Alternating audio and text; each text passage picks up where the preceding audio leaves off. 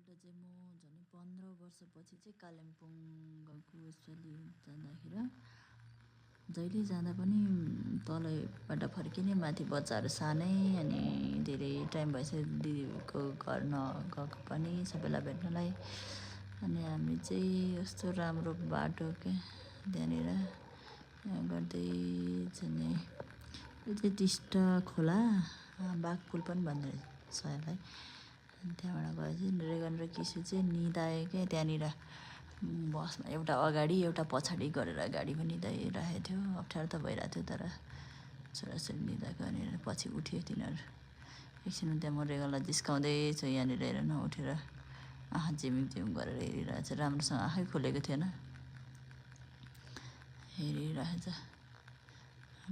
मैले photo video खिचेर धेरै जस्तो त बाँध्दै नै हालेँ खै किन मानेको थियो। अनि त्यहाँपछि चाहिँ मैले बहिनीलाई चिप्स किन्न पठाएको थिएँ क्या।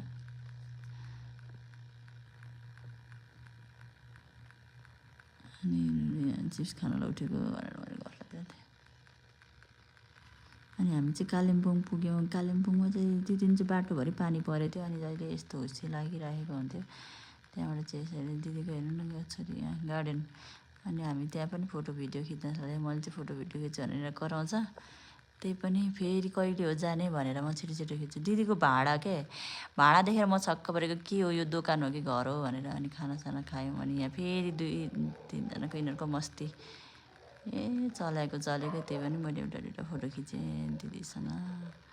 अनि दिदी चाहिँ मासतिर फर्केर आउँदा पार्क छ जाऊँ न भन्नुभयो। त्यहाँ पार्कमा गएर एउटा फोटो खिच्यौँ। राम्रो रहेछ घरै छेउमा।